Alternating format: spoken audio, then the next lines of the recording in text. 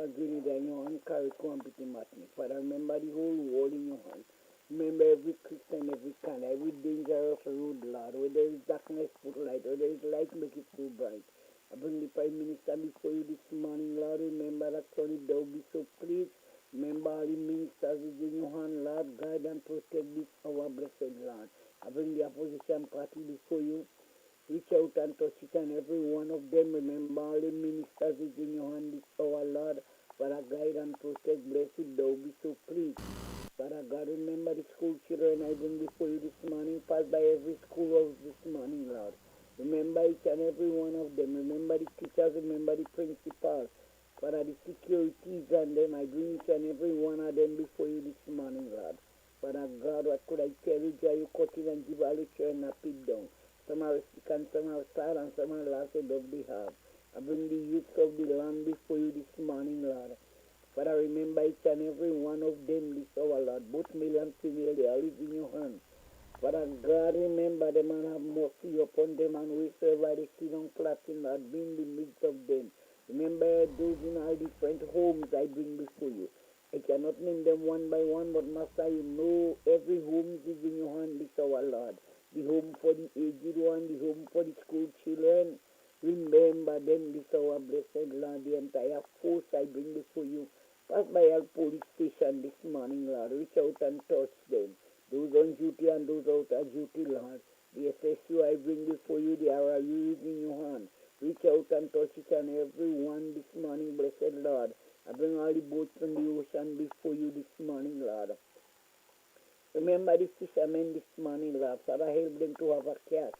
That what they depend on this hour, blessed Lord. Father, remember the other boats. Remember the Coast Guard, I bring before you this hour, Lord.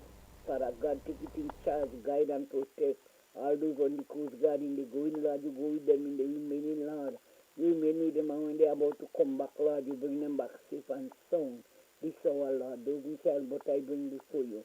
Those preparing those on the operation table this morning, Lord. The nurses I bring, the doctors I bring. Remember every staff this morning, blessed Lord. I bring all the drivers before you here and everywhere. This morning I bring that son before you this morning, Lord. Thanking you for safe arrival for him, safekeeping and abiding grace in the land of the living.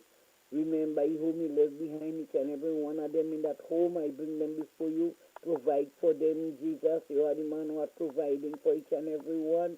Remember Mr. Andre, I bring before you this hour, Lord. Father, whom you left behind, Father, the offspring of the body. Remember them this morning, blessed Lord, the radio station I bring before you. Oh God, remember every staff is in your hand this morning, blessed Lord, guide and protect, blessed Thou be so pleased. Pass by the four corner of that building this hour, Lord. Remember the four corner I bring before you. Remember the bungling center and even the chaffner, the door, the entering of the gap, the surrounding of the yard. Father, make peace this hour, Lord. Remember all those that lost a loved one. Remember Miss Matterson, I bring before you this hour, Lord. Reach out and touch your daughter this hour, Lord. Pass by she home, each and every one of them in that home. Remember Miss Job this morning, Lord. Remember Miss Jacob this hour, Lord. My friend in Hermitage, Lord, each and every one of them, Lord. My village and my people, I bring before you this morning, blessed Lord. Oh God, and our Father, reach out and touch everyone, those I could mention, those I cannot mention. Father God, remember each and every one, provide for them. The Lord is my shepherd, I shall not want him, because me to lie down in the green pasture. He leadeth me beside still water, he restoreth my soul. He leadeth me in the path of righteousness for his name's sake. Yea, though I walk through the valley, to the shadow of death, I shall fear no evil. For thou hast made thy rod and thy staff to comfort me. Thou prepare my table before me in the presence of my enemy. Thou anointest my head, all my cup and over. Surely goodness and mercy shall follow me all the days of my life, and I shall dwell in the house of the Lord forever and ever. Amen and amen. Thank you, Lord. Thank you very much. Have a good day. You too, Miss Kenya. Let us take you on a journey like no other, from the south, the east, the west, and finally the north, where the real fun begins. Real FM. Real expression on 919 Real FM.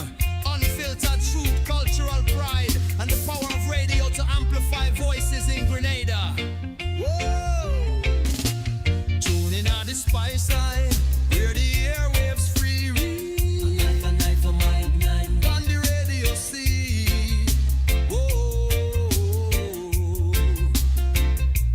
No sugar-coated lyrics, no fabricated vibe. Just the raw truth a flow like Mount Kwakwa Tribe. Ooh. From Grand Ends to St. George, this the people them a shout. Real expression now, I'd let your heart pour out. Broadcasting from the historical Parish Main Street, Surtez, to your home, vehicle, and office. Today's hit music on Real FM. In an industry where customers expect quality, M&N Hardware Limited is a leader in locally manufactured aluminum windows, doors, roofing, and guttering. Our manufacturing division is efficient, flexible, and will always go the extra mile to surpass customer expectations. If you need security, sash, casement, or projected windows, we're able to do it. Our security and heavy-duty doors are state-of-the-art and can be customized specifically for you. Using innovative coating technologies and protective film, our roofing and guttering is weather-resistant, providing outstanding color retention for many years. Available in 24 and 26 gauge and a variety of color options.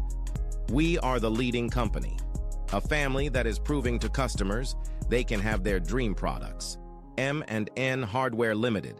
Foundation to roof, let's build together.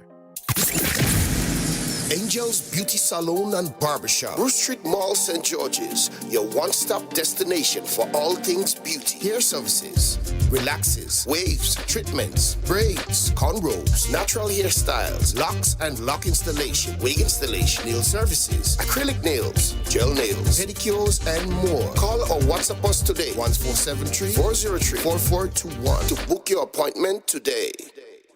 So fast pay, a new and easy way to pay. So fast pay, so fast pay. You asked for it and you got it. A quicker way to pay your bills online. It's fast, secure, and easy to use. No registration, no additional fees. Flow is now offering FastPay, an online service that allows you to settle your bills in less than 2 minutes. Need a receipt? FastPay will send it to your email immediately. Use FastPay now for convenience, safety, and efficiency at discoverflow.co/fastpay. So fast pay, 2 minutes and you're on your way. So fast pay, so fast pay. Flow is keeping you connected. Turn us on via www.drealfmgrenada.com or WhatsApp us today, 442-0175. Real expression on 919 Real FM. Unfiltered truth culture. Good morning. Hello, good morning to you. Good morning to the nation. I read from the Word of God, Psalm 103. Bless the Lord, O my soul, and all that is within me. Bless his holy name. Bless the Lord, O my soul, and forget not all his benefits. Who forgive all thy iniquity, who healeth all thy disease, who redeemed thy life from destruction, who covereth thee with his loving kindness and tender mercy, who satisfy thy mouth with good things, so that thy youth is rewarded like an eagle. The Lord escorts righteousness and judgment for all that are oppressed. This is the end of the scripture reading this morning. Thank you very much. And you have a blessed day. You too. Bye-bye. Take care. Let us take you on a journey like no other, from the south, the east, the west, and finally the north, where the real fun begins. Real FM. There is a difference between shopping and shopping well. For nearly 45 years, Calico has understood that difference. Because great shopping is not just about shelves, it's about standards. A place that feels safe, comfortable, and easy to enjoy. At Calico, quality is not hoped for, it is expected. More than a supermarket, Calico is your wholesale partner, your source for dependable hardware, quality appliances, and everyday household essentials. Families trust the name, businesses rely on the consistency, communities recognize the standard. And the best part? Value that is always practical, prices that are always fair, and deals that are always waiting for you. Because shopping should never ever feel uncertain, it should feel assured. This is confidence. This is a legacy. This is Calico. Calico, your one-stop shop. The new Grenville Credit Union debit card has made online shopping easier than ever. Quick, secure, and hassle-free. Just tap, pay, and shop with confidence. Get yours today.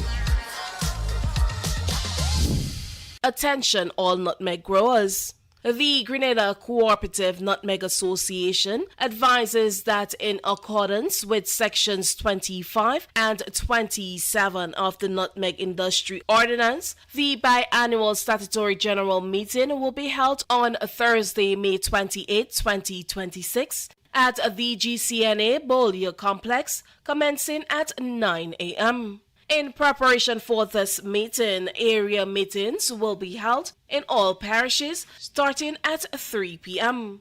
In St. Andrew on Tuesday, May 5th at the Grenville Curing Station. St. David, your turn will be on Wednesday, May 6th at the Bellevue Community Center. Then the meeting move on to St. Mark on Thursday, May 7th at the Victoria Receiving Station and St. Patrick on Tuesday, May 12th at the Marley Receiving Station. St. George meeting will be held on Wednesday, May 13th at the George Brazen House of Nutmeg in Beaulieu. And the final meeting will be held in St. John on Thursday, May 14th at the Guelph Processing Station. The agenda for the general meeting includes adoption of the agenda, minutes of the previous meeting, matters arising, reports of the Nutmeg Board, unaudited financial statements for the period ending December 31st, 2025, election of 6 board members, and general business. All growers are required to attend the parish meeting and must present their nutmeg producer identification card for verification of membership. Growers are reminded that they are registered in the parish where their lands are situated. I eating at Scorpions then.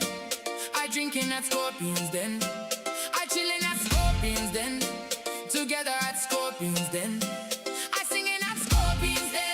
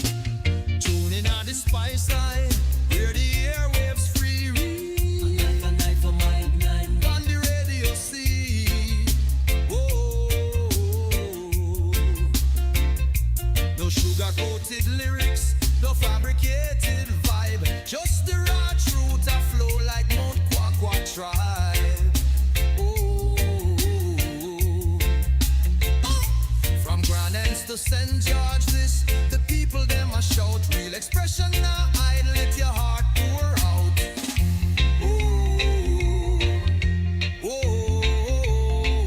Microphone to the heavens, the signal strong and clear. Voices of the voiceless, the oppressed, the sincere. Real FM are the vessel, your message fill the air. Speak your truth, Grenada, where your heart there. Real expression, real connection. 91.9 the righteous reflection. From the hills to the harbor, hear the nation sing. Real FM, the sound where make freedom ring. Real expression, real connection. 91.9 the righteous reflection. From the hills to the harbor, hear the nation sing. Real FM, the sound where make freedom ring. Fisherman chant the blues, farmer hymn the rain. Mama shares her wisdom, youths them chant for change. The radio no silence the struggles we face. Amplify the joy, the pain, the grace. Nutmeg in the rhythm, cocoa in the bass. Real FM hold the mirror to the spice all face.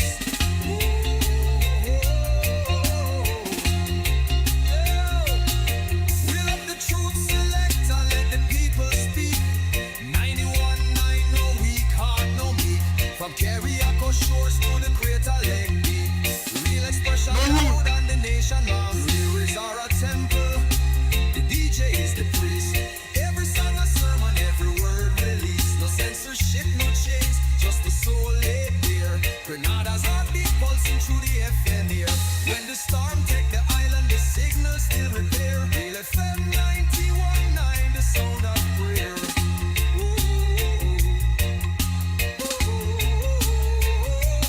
Real expression, real vibration. Good morning to Mr. Watts. Good morning to Anastasia Patterson. The frequency alive. Fiddlin'. Dolores Redhead, good morning to you guys. Remember to share Real FM with at least one person that has never listened to Real FM before.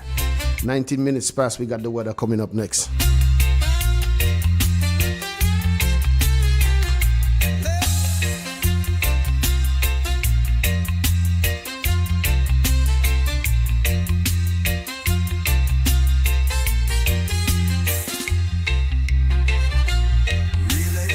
Rain in Montreal, eh? I've been to Montreal before. Like 11 times, 13 times. Kind of lost track of that. Ron, big up. No hesitation. Grenada's voice rise.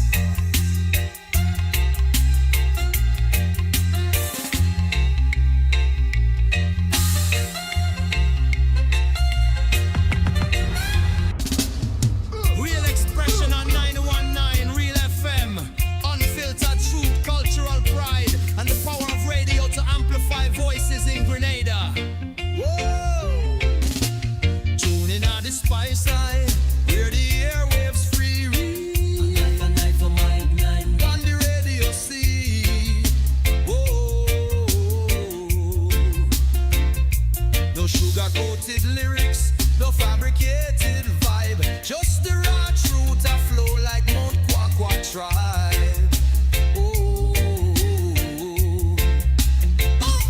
From Grand Anse to St. George, this the people them a shout. Real expression now, I let your heart pour out.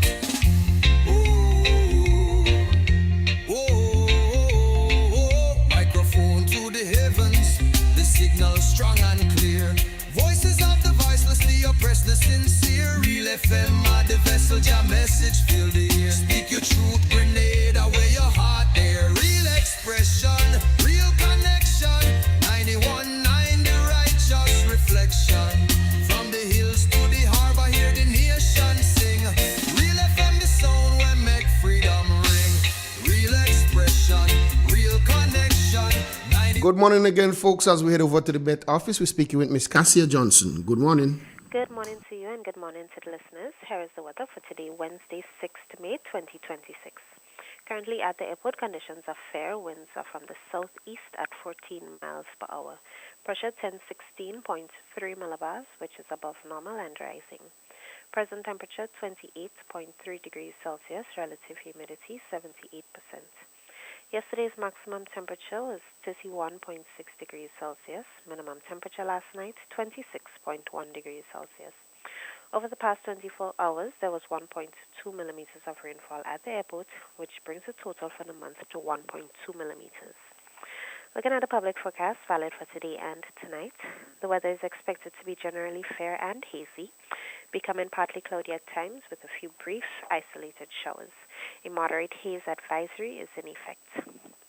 Today's maximum temperature, 31.0 degrees Celsius.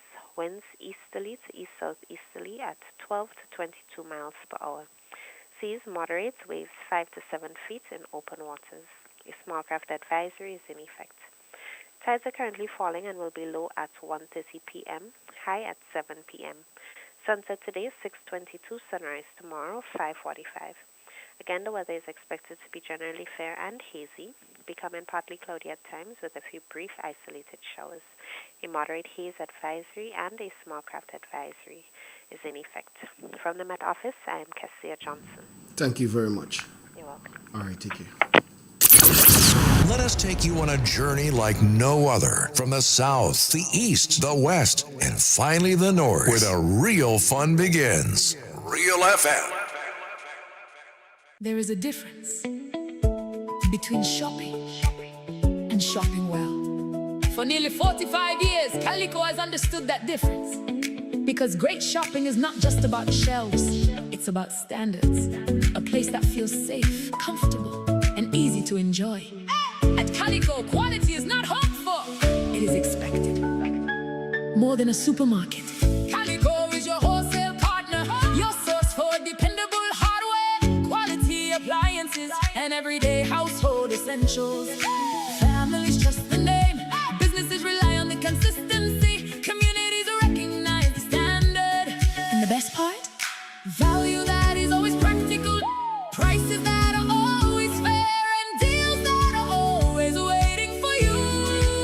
Because shopping should never feel uncertain, it should feel assured. This is confidence, this is a legacy, this is Calico. Calico, your one-stop shop.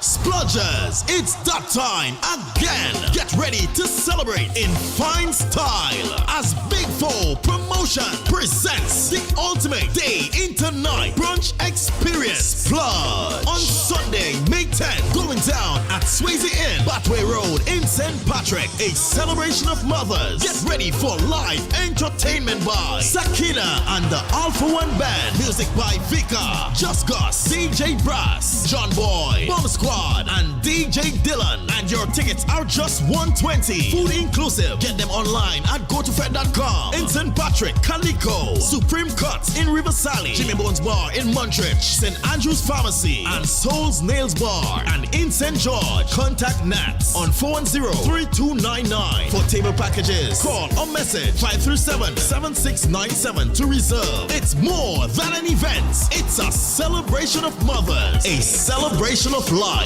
Get ready to splurge. The ultimate day into night brunch experience. Sunday, May 10th, Swayze Inn, Batway Road in St. Patrick. Sponsored by Go to Fed, Campari, Level 10 Auto, Souls Decor, and Vika Sound. The new Granville Credit Union debit card has made online shopping easier than ever. Quick, secure, and hassle-free. Just tap, pay, and shop with confidence. Get yours today. In an industry where customers expect quality, M&N Hardware Limited is a leader in locally manufactured aluminum windows, doors, roofing, and guttering. Our manufacturing division is efficient, flexible, and will always go the extra mile to surpass customer expectations. If you need security, sash, casement, or projected windows, we're able to do it. Our security and heavy-duty doors are state-of-the-art and can be customized specifically for you. Using innovative coating technologies and protective film, our roofing and guttering is weather-resistant, providing outstanding color retention for many years. Available in 24 and 26 gauge and a variety of color options. We are the leading company. A family that is proving to customers they can have their dream products. M&N Hardware Limited. Foundation to roof, let's build together. For 40 years, Answer Coatings Grenada has been part of your story. More than paint, it's pride and care in every drop. As the proud manufacturers of Sissons and Berger paint, we've protected your homes and communities for generations. Answer Coatings Grenada Limited. 40 years strong, 40 years trusted. A legacy in every drop. Are you ready to take your brand to the next level? Look no further than the Chameleon Design Studios, the creative powerhouse behind Key Central and dozens of standout brands across Grenada and beyond. From web designs, animations, and motion graphics to custom video productions, we bring your visions to life with unmatched efficiency and professionalism. Need a logo? Logo design starts at just $1,500, and our starter pack includes brochures, call cards, and letterheads. Whether you're launching a new business, revamping your identity, identity or telling your story visually, Chameleon Design Studios is the new face of designs. Call us now at 1473-422-8601 or scan that QR code. Follow us on Instagram at chameleon_473. Let's communicate. Call us today. Flow makes your next phone upgrade easy. Add postpaid to your internet plan and score a Samsung Galaxy for as low as $30 a month. It's the smartest way to an interest-free premium phone upgrade. Don't let anything stand between you and that new phone feeling. Step into your upgrade with confidence. Visit us in store and sign up today. We keep your rhythm flowing. Terms and conditions apply. Attention all nutmeg growers. The Grenada Cooperative Nutmeg Association advises that in accordance with sections 25 and 27 of the Nutmeg Industry Ordinance, the biannual statutory general meeting will be held on Thursday, May 28, 2026 at the GCNA Beaulieu Complex, commencing at 9 a.m. In preparation for this meeting, area meetings will be held in all parishes starting at 3 p.m.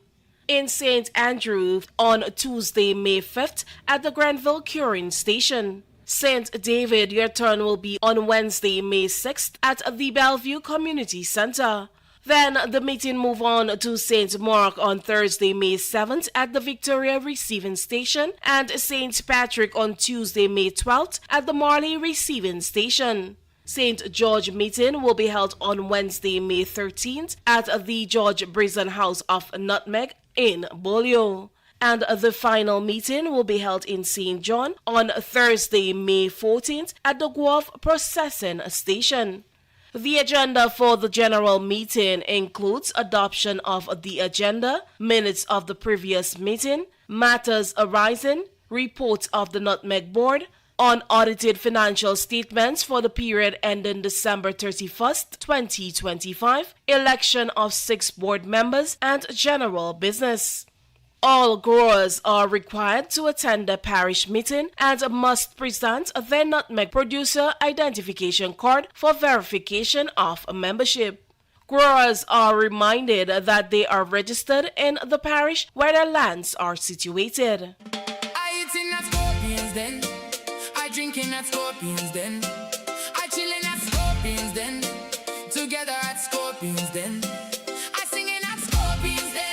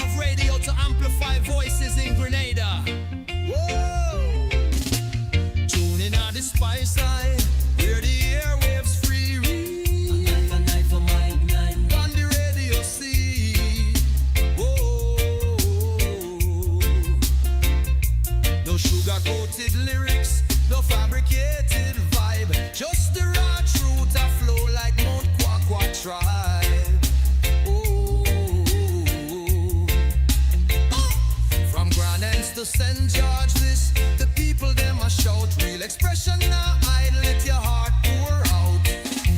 Ooh, microphone to the heavens, the signal strong and clear. Voices of the voiceless, the oppressed, the sincere. Real FM are the vessel, your message fill the air. Speak your truth, Grenada, where your heart there. Real expression, real connection. 91.9, the righteous reflection. From the hills to the harbor, hear the nation sing. Real FM, the sound where make freedom ring. Real expression. Good morning to John Mack. Good morning to Winnie Simon. Andrea Burke, good morning to you guys. Remember to share Real FM with at least one person that has never listened to Real FM before. Good morning to my co-host. Good morning, Grenada. Good morning, Karakou. Good morning, PT Martinique. Good morning to our friends in the diaspora. Those of you on terrestrial radio, those of you on the YouTube channel, special good morning to you. Yesterday we ended the program in a bit of a somber mood, after learning the passing of renowned journalist Linda Straker. But nevertheless, Linda Straker died? Yes, unfortunately she transitioned.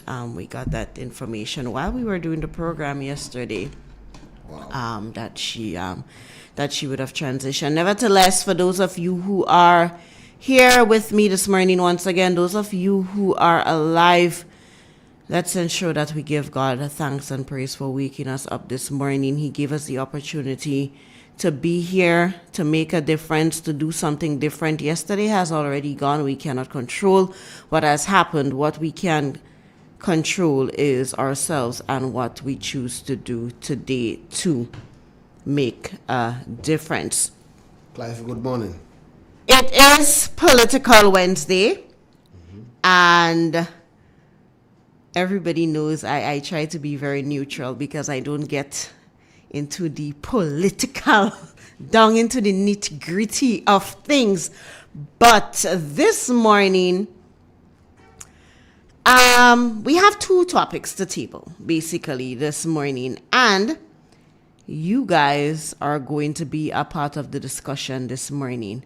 You guys have the opportunity to give us a call, 4420175, both on WhatsApp and our landline, 4420175. So you have the opportunity to be a part of the conversation. I expect you to be a part of the conversation. And I also always say my only rule that I have is to respect each and every one's opinion. Right? So, topic number one, we're speaking healthcare. Now, we know that the government is talking about building a brand new hospital. Question, is this really something that we need right now? And I think last week I sort of touched on it a little bit.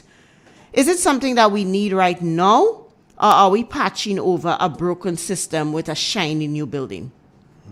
Topic number two, the one that has most influencers, content creators. I think even for the artists that promote their music online, they would also be affected in that regard as it relates to digital taxation. Now, I use Netflix, and let me tell you that $11.83 that come out from my account, it already hurts me. So for it to go up a little bit more, I might just have to unsubscribe. But let's see what happens. So we're going to be talking a little bit about the digital taxation.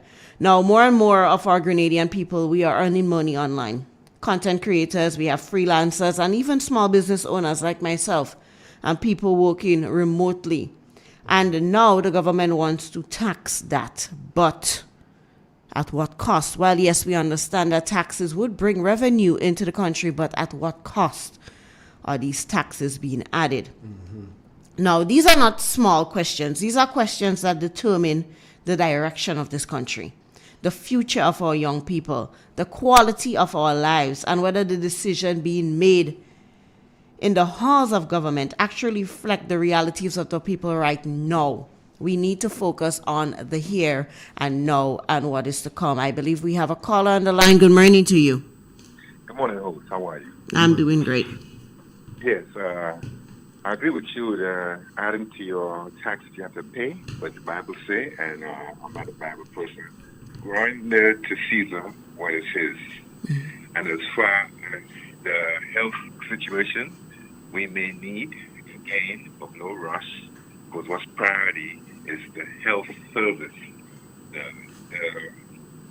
people who support, are what you call civil doctors and equipment, because the way the equipment is right now, I query whether the salt water is damaging that, because SU is underwater, and the salt goes across the whole island. So that's not a to bring that up, but I don't think that really carry any weight. Because salt water, what they call sea sand, has gone through the whole island. So we really should be concentrating on medicine and the support, what we call people support, nurses and doctors, making sure that they get paid well, equal to what they get outside to keep them on the island. And of course, we will need a hospital, but not necessarily immediately.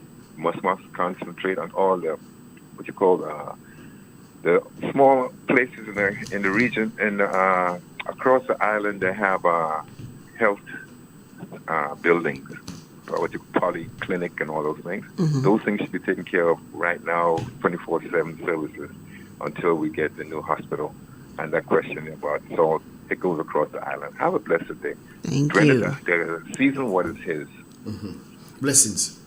Good morning to Miss Angel Map. Teresa Joseph, good morning to you. Yeah. So just to set the scene a little bit for persons who may not be up to speed with what's been happening. Now, in recent weeks, we have been hearing talk from the government and from those close to the government about plans to build a new hospital here in Grenada. Now, on the surface, that would sound like progress. Of course, everybody is looking forward to a brand new, beautiful building, more parking, more rooms, and all of these things. It definitely is development. But is it development that we should be doing right now? We have a caller. Good morning to you. Good morning, good morning, good morning, Miss Grenada. Good morning. Good morning, Abby. Morning, Digwe. Morning. Mr. Andrew Donald, good morning, wherever he is, Mr. White. Well, I listened to your talk this morning in the hospital. Yes, we need a new hospital, but first of all, we have one here, the old one.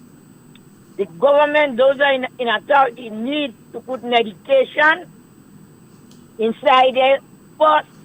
Make sure we have good X-ray. We could get the ultrasound. We could get the eye clinic, everything, and medication.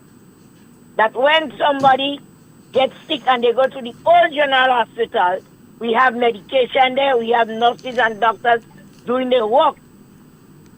So we family have to go outside and buy the medication to bring it back. When you have to do your blood, the blood should be doing in the old hospital. This is what they have to focus on first. Make sure that we have everything in the old hospital first, and then they build a new hospital. And the next thing is not every Grenadian that will ever to buy medication. The government should have medication to give the poor people that cannot buy, that cannot pay for the blood, that cannot pay for the ultrasound, cannot pay for whatever. That is the first thing. The Ministry of Health and the Ministry of Health and the rest of the bodies should take care of that first one first before they're thinking about Polaris or whatever is the name. Because I mightn't live to go in Polaris, you know. A lot of us will live to see that. It's not the old one. Make sure that we have the medication there and we have doctors and nurses that will not be frustrated when we go to the hospital. You don't have nothing for them to work with. That is the problem we have in Grenada. You have people who come and use big words, but are speaking that Grenadians would understand my language and they know where I'm coming from. Make sure, Mr. Minister and Mr. Prime Minister, and all the people on the board in the Ministry of Health, make sure we have good people in that hospital there, in the old one. We want, when you bring your blood, you don't have to take it and go in Lagoon Road, or you have to go somewhere else and test it. By the time you reach where you go in the blood clot, you hear me? But it's clear. I laugh in that serious thing. I know. Yeah. But the blood don't go again. And one test, I went to a doctor, a private doctor, and when I go, she tests me and she tell me I have to go and do a blood test. And when I go in Lagoon Road, I paid $500, and I didn't have that money, and nearly fall down, you know, you're a good Samaritan, a call. And yes, I have to go in the hospital after, because my blood went right down. We must have everything, Mr. Prime Minister. No disrespect to you, sir. And the Ministry of Health, all you bring, make sure all you have everything. Organize that whole hospital first. Before all you start to build that new one, all you say all you will build it. And you only have to leave room for the poor people that cannot pay for the ultrasound, cannot pay for the to do the eyes. Because we are paying tax. Anything we buy in Grenada, I could buy 1 mint, we paying tax. And in any country you go, the others have room for to help for the poor class people. So that's what all you must do for. And I agree you build your next hospital because my grandchildren might be able to go there, but I might not be around. Yeah. Because look at the trouble I see. Man, now let me tell you something. People have a strong voice, yes. But I am not well. I am not well. Any day for the was Miss Camigan. And I'm living on pills. I did that surgery in that general hospital. That is a lot of years. And up to now I cannot get the healing because it's veins. And Dr. Dominguez told them they should not have cut my foot. Because he used to just treat the veins. And from the time they cut that foot, I so fine. I'm living on pills. And you have times they don't even want to sell me the pills. You have times we don't have.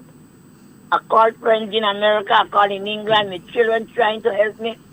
And I suffer in because you don't have nothing of me. When I was in the hospital, I had to buy my medication. Dr. Mitchell, good morning. This is a good man. But I remember bought some of the medication for me whilst I was in hospital. And I get frustrated. I tell them I want to go in my house. I want to go in my house, otherwise I go jump to the window and kill myself. And then I don't lie this morning. I don't think I'm smiling. Yeah. Because if I had listen to me, I'm going to go just now. All right, My blood was low. My blood was low. And you're not giving me nothing to nourish my body to kind of build the blood.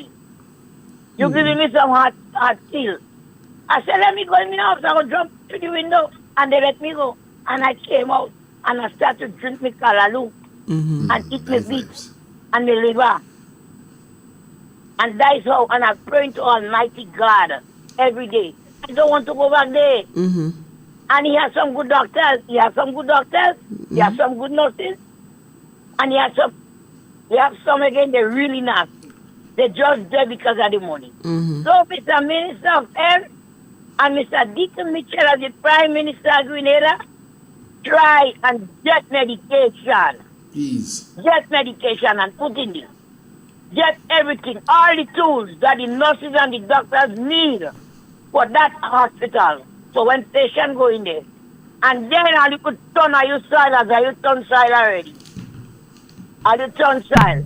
So that when people go there, they could get good medical help. They could get the help they need. Forget about what NMP didn't do. You all do know. Do know. Forget about what NMP do. And I try and stick and I'm fed up with this game of the playing in Grenada with us. Because you never know what go happen to y'all. Ministers and senators in that government. Or you never know. The world is spinning, you know. All right. And good morning to Patricia and Matthew. Good morning to everybody. Yola and everybody who listened to Miss Camille voice this morning. Good morning. And have a blessed and wonderful day. Right, and Jerry in Chantimel, my nephew. Jerry, good morning. Wherever they I want to see you, I have to come and look for me. Have a blessed day. All right, and Miss Mr. Donald, you take care. See, where Holy Post. Adi. Yeah, bye-bye. All right. Good morning to MF and good morning to Miss Agnes inside of Riverside, St. Mark's. I think we have a caller on the WhatsApp. Let's take that. Good morning. Good morning. Hello. Good morning. Yes, good morning. Can you hear me? Yes, loud and clear. Yes, good morning. I wish to continue with my the violation of the performance of the National Democratic Congress in relation to the manifesto or the commitments to the Grenadian people in 2022. The decision to vote the NDC must be based on performance, not old talk, not monologism, not rhetoric, but actually what they commit to the people, whether they will deliver. And we are trying most as possible to hold government responsible for the commitments. Now, one of the issues I want to raise in brief, is this issue in the performance of the National Democratic Congress, where they indicated that they have made over 100 or 1,000 persons regularized. Well, this issue, and I've heard President of the Public Workers Union praising the government for regularizing public servants and saying that we should give them an applause. The question is, what is this issue of regularization? Is it an appointment from the Cabinet of Grenada or an appointment from the Public Service Commission, which is an insurance provision in the Constitution to protect public officers from the very direct political influences of political parties? So I will think that once someone is appointed by the Cabinet, he's under the direction of the executive, which is politicians. So he's not insulated from direct political influences. Interestingly, the NDC won the election on the basis of the decision of the court that officers should be paid pension and gratuity as per the Constitution, and also based on the High Court ruling. But the NDC government have abandoned that, and they have hooked with Grenadians. Now they're in office, they introduce a pension fund. Now the issue, that issue is a very grave issue, and I keep saying that the opposition must give a statement on the basis of that, because the NDC will go back into government if the opposition do not address this matter. Over 4,000 persons, I understand, have been the target to regularize. Could you imagine the impact of that? What the workers will be seeing that they are being made permanent, but permanent by whom? Permanent by the Public Service Commission or permanent by the Cabinet of Grenada? If it's done by the Cabinet of Grenada, you are exposing yourself from direct political influence.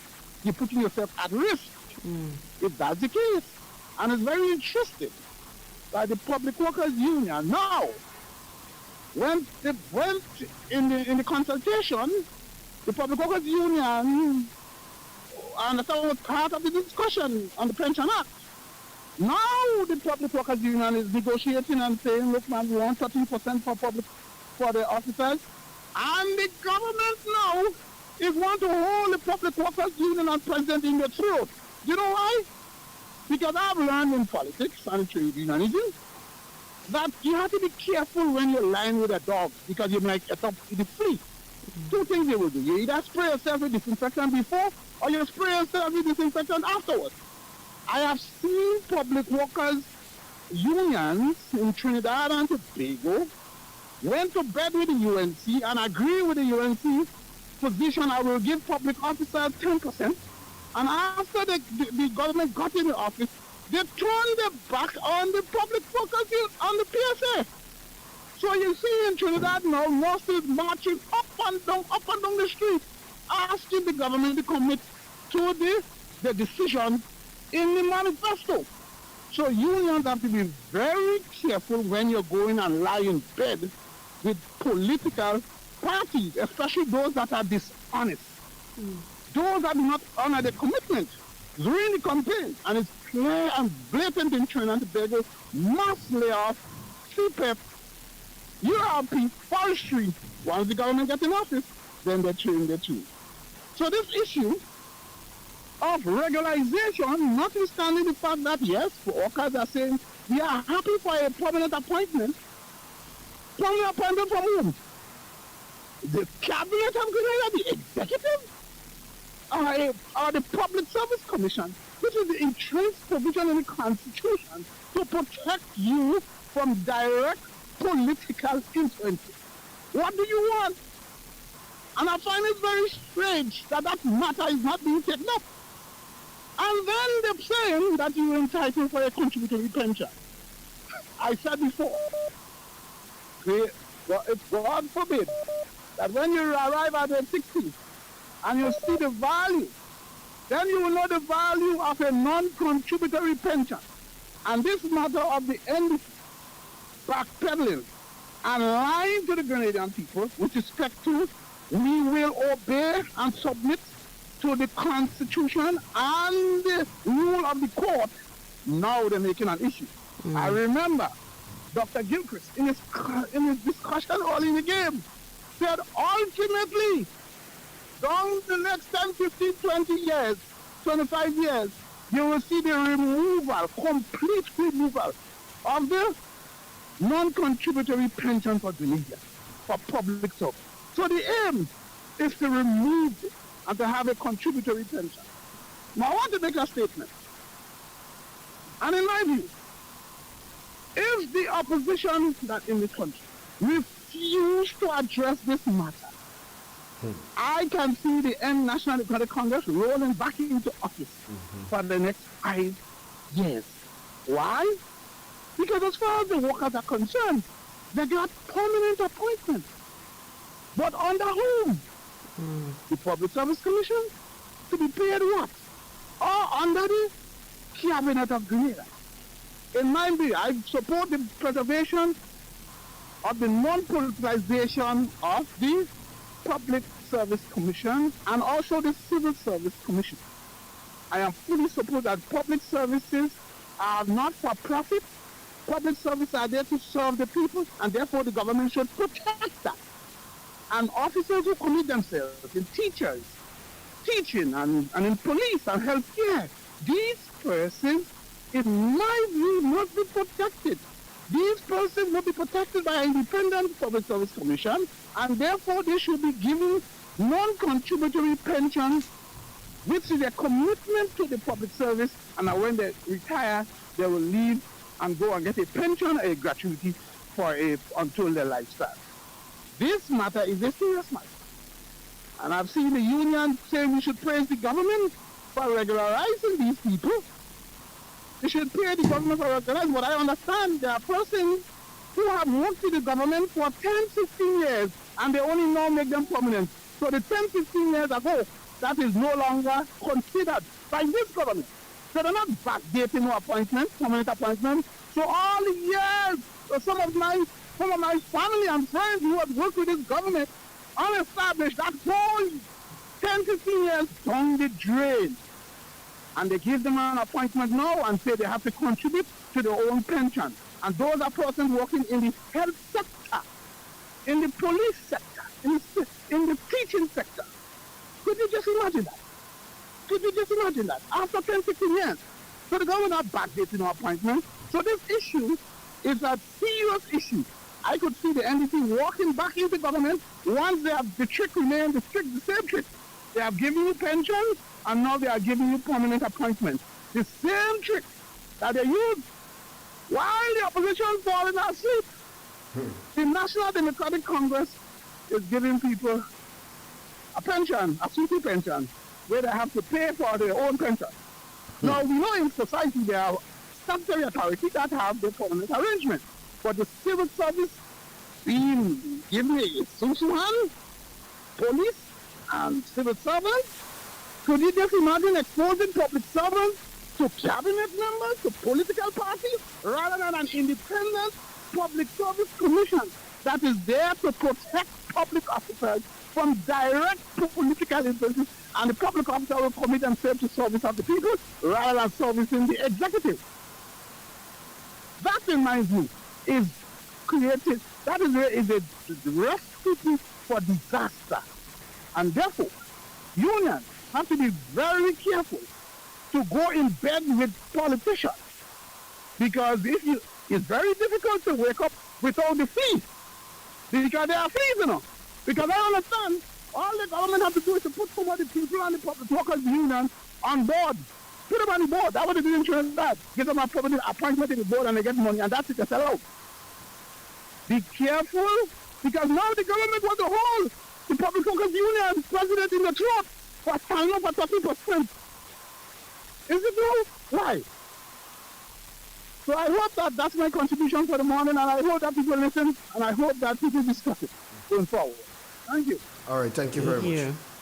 Do we have another caller on the landline? Yeah, and then we'll take a break after. Okay, yeah. Good morning. Hi, good morning. Good morning. I'm not sure what the program is about, but I was just starting a heard. But I have something that's very much bothering me, and it's related to the Royal Grenada Police Force. I have a niece. She have this ex who been harassing her, threatening her. Like Sunday gone, the young lady going to work. She have to run back in my van for rescue. The young man stand in front of my yard with 2 stones. He said to her, "You're going to be the next victim. I'm going to surprise Grenada." I have to pass through my back door with the young lady. That's my niece. Go to, well, I call 911. Call the Grenville police. They put me onto the Grenville police station. Well, they didn't come, and I realized this man, he said he's not leaving. The police have to come. They have to shoot him. And he was very carried on. He's going to kill me and my whole family, which is threats I don't take lightly. And in what's going on in this country now, I think it's a very serious threat, especially when he said to her, she's going to be the next victim to shock Grenada. Yeah. I passed through my back door with her, took my van because it's in the back of the house, go down to the Grenville police station. From minutes to 8, so after 11 I left, they giving a statement. They said they was going to look for the young man. The young man is sitting by the road every day. I called them on Monday when I saw him. I came from getting my children from school. I saw him. I called. I said, I don't want to be disrespectful, but how is it all you're looking for this young man? And he's right there. They said to me, imagine they said to me they don't have the officers that go to get him don't have a picture ID. They have the man's name, full name. They have his nickname. They're saying that they cannot, the police that go to get him don't have an ID. I told them, look, the young man is sitting right there, right now. If they come, they're going to get the young man. Because he don't seem like he cares. Because he said he's waiting for the police to come and shoot him. And if they put him in jail, he's going in there and smoke as much cigarette as he wants and as he likes. And to me, I don't think they are making an effort because he have certain people in the force, and he always say nothing will come off of it. So I'm wondering if they are waiting for that young man to probably kill my sister, kill my niece, or if they're waiting for one of the family members to take matters in their own hand. Look, this morning the young man is by the road, like he don't even hide in, and they're saying they cannot find him. What is it doing to look for this young man? The man is on Facebook. How could you tell me you don't have a picture ID of this young man? So the young man is sitting there and they're telling me when they go, people say they don't know this young man. But I gave you a description. If you go on Facebook, you pull up his name. He's on Facebook with his rightful government name. And they're saying, and I want to know what is going on in this country. Is it they're waiting for he to when he damage her or he probably kill her? She's afraid to go to work. The child can't even sleep in her own house. He went in, kicked down her door, boxed up. He met her on the road, big stone. We make report. I brought her to the police station. Is it they're waiting for he to kill her before they do something and then they take him and then he go in and live his life, as he said, happily in Richmond Hill? What is it they do for people, for domestic violence, for women, against women like that? Who is vulnerable, young lady in her early 20s, is scared for her life because the young man keeps threatening her. And one of the biggest things that he said to her, and I think this is something very serious, you're going to be the next victim who's going to shock Grenada. Do you think you should take this lightly? I am calling out to the Royal Grenada Police Force. Please do you all work. Don't wait for something to happen, especially Grenville Police Station. Police Grenville They need to step up because the excuses they are giving don't make no sense to me. Because the young man is always by the road. Even I overheard my nephew. He came down by my daughter yesterday and they was talking about it. That's her brother. And he said, listen, I'm going to kill this man. Are they waiting for somebody to put a hand on him or kill him first? Or one of or the young lady have to... What is it they're waiting for? And he's walking the streets freely like he don't care. because he said if he go down there, because he has family in high position. And I think this is one. His father is in position. His uncle is in position. I'm not going to call a name, but I know who I'm talking about. Okay. All right. And like he keep doing it. He keep hitting her, beating her up. She can't even go to work. He's going on in her front of workplace, pulling with cutlash. Okay. And he just keep and I'm very scared for my niece's life, even to an extent to my life, because he has already threatened me as well. Because he said to me on Sunday when I told him leave my niece alone, she's finished with you. He said to me he's gonna kill me and my whole family. This is not, and I don't take those things like food. What's going on in Grenada with this thing, with this young man and this threats. Because believe it, when they keep saying it, I said a power line in our tongue, and when he continue saying it, it may be just going to happen. Yeah. But I hope and I just pray that he don't take one of my brothers or one of her brother who is younger than her. But I said they're fed up seeing he take advantage of their sister. And he said, and I heard him said yesterday, anytime he come around and he going to do him something, and sometimes he might overpower him, and I'll say one lash, a scare lash. Yeah. Could cause a lot of harm to somebody. And I think this police station need to do something, because they're not looking for this young man. He's sitting on the block every day. Even to this morning, he was sitting on the block. So I call the radio station. So maybe if we aid, because I think sometimes when you call, something will get happen. Yeah. Because we keep going there. I calling them. My sister is calling them. My niece is scared. She can't even stay in her house. She has to go by my mom's house when she's not working. She's scared to go to work. She work in the night. When she has to come home, she's scared. We have to go picking her up. She cannot live in her life like that. Yeah. They need to get to this young man and do something about it. Yeah. I have a question for you. Do you have WhatsApp? Yes, I do. Okay, can you save this number? I will. 1473 442 0975. 0975. Yeah, that's the station's WhatsApp that I have access to. Can you send me a message as soon as you get off the phone? I will. Okay, all right, thank you. You're welcome. Okay. It's real. It's 91.9. We're going to take a break, folks, and we'll be back after this. Take care. Let us take you on a journey like no other, from the south, the east, the west, and finally the north, where the real fun begins. Real FM. Now this is the event everyone is talking about. A Mother's Love 3.0 going down on Saturday, May 9th at the Arena Nightclub, Plains in St. Patrick. And ladies, this year we're treating you extra special. It's $500 cash for the eldest and youngest mother with ID, a 4-burner stove, appliances, grocery, dinner for 2, hair and nail do, ladies gift basket, a day pass for 2, and much more. Doors open from 9 p.m. So get there early. And your admission only $20. It's A Mother's Love 3.0 at the Arena Nightclub, Saturday, May 9th. A Mother's Love, sponsored by Coca-Cola, We FM, Boss FM, Top FM, Shandy Carib, Seaview, Calico, Latouche Interior, Jimmy Bones Bar, Chucky's Bar, Dwayne's Grocery and Bar, Saucy Classy Nails, Bacon, Top Gear, Wooden Boy, Valley Breeze Hotel, Beauty Supply, The Braid Queen, Hotline Family, Six Chain, Bogozo Barbershop, Dr. Metro, Jab Jab Cruise, Kimberly, Is 95th Restaurant, Fresh Loaf Bakery, and Shine, the colorful brunch.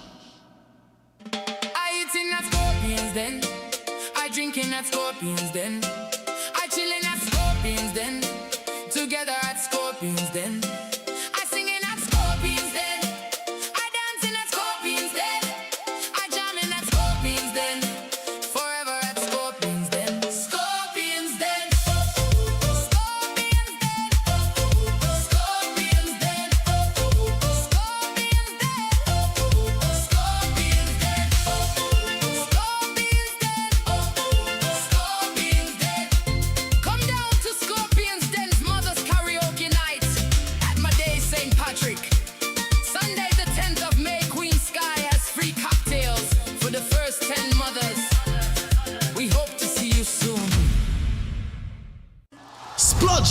It's that time again. Get ready to celebrate in fine style as Big 4 Promotion presents the ultimate day into night brunch experience. Flood on Sunday, May 10th, going down at Swayze Inn, Batway Road in St. Patrick. A celebration of mothers. Get ready for live entertainment by Sakina and the Alpha One Band. Music by Vika, Just Gus, DJ Brass, John Boy, Bomb Squad, and DJ Dylan. And your tickets are just $120. Food inclusive. Get them online at gotofed.com. In St. Patrick, Calico, Supreme Cuts in River Sally, Jimmy Bones Bar in Montreach, St. Andrew's Pharmacy, and Soul's Nails Bar. And in St. George, contact Nats on 410-3299 for table packages. Call or message 537-7697 to reserve. It's more than an event. It's a celebration of mothers. A celebration of life. Get ready to splurge. The ultimate day into night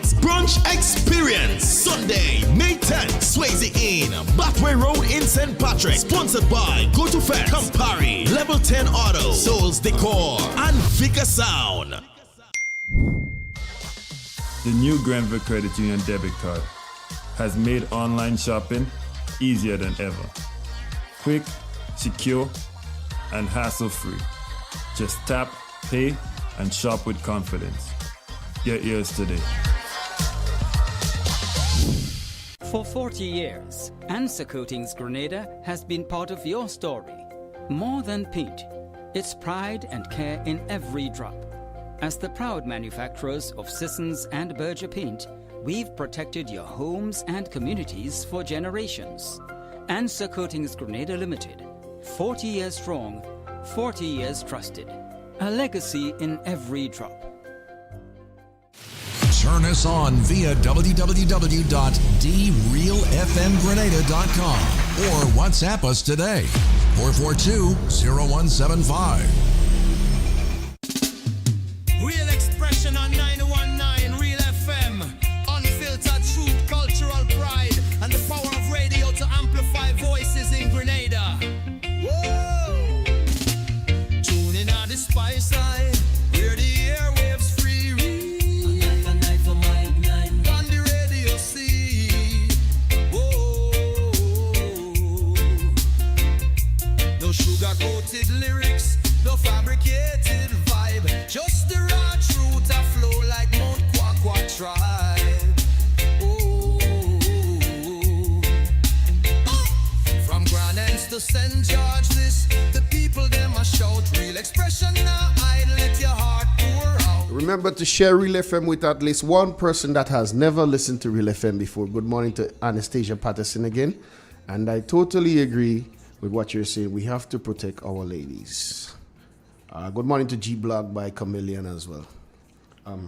We have a caller. You want to take it? Yeah, go ahead. Go ahead with the caller. Good morning. Morning. Good morning. Morning. Hello, good morning. Good morning.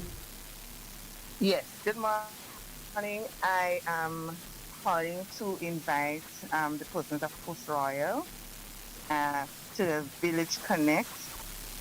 It's a joint meeting with Honorable Emlyn Pear and Amanda Japal George. It's happening tonight at 6:30 at Mr. Nichols' shop. So we're asking all the persons from Post Royal and the surrounding areas to come out to that Village Connect meeting. So have yourself a wonderful day. All right, Cindy. Have a great day. So, listen, I'm not sure where the ball was dropped as it relates to that issue, but when I went out, I got another phone call with the same issue. People keep reporting these issues, So and going on with the the police are not it's in a different village, but I don't see much movement based on the feedback that I'm getting as it relates to issues like these that are being reported. We'll go ahead and take that caller. Good morning to you. Good morning. Yes, good morning. How are you? Good. All right. Extend my deepest sympathy to the journalist who died recently. And I always listen to your program, but I have to get a proper phone to be able to subscribe. So I have to get somebody to show me how to do it. Okay. So I always listen, Monday to Friday, with my good buddy. I know he's off for a little while. Yes. So call to extend my deepest sympathy, which I know she was in hospital for a while. But I'm so sorry when at this point in time when I should see her, I didn't see her. But God knows, He gave what He takes. Yep. Have a blessed day. You as well. Thank you. So, this is a call to the Royal Grenada Police Force, and I know most persons who listen Real FM religiously, they would know that we have the police coming in on Wednesdays, which is today, and we also have them on Thursdays, which is tomorrow, God's will. So, if you have any issues that you think they are not stepping up on, what I can say as well, sometimes it's best to go a bit higher. You know, try reaching out to headquarters to see if something can be done. Don't just stick to just one. That would be my advice. And I really do hope that maybe the topic today from the police might be on that and how they plan to address it. We never know. Let's see what happens. Good morning to you. Morning, I call back. You know, it kind of scare you. I mean, I feel so bad as I hear the lady speaking about this man. And all you trying to remember with this last lady that the man killed in Tivoli. Fall on to the Prime Minister, the head of security, and the Commissioner of Police.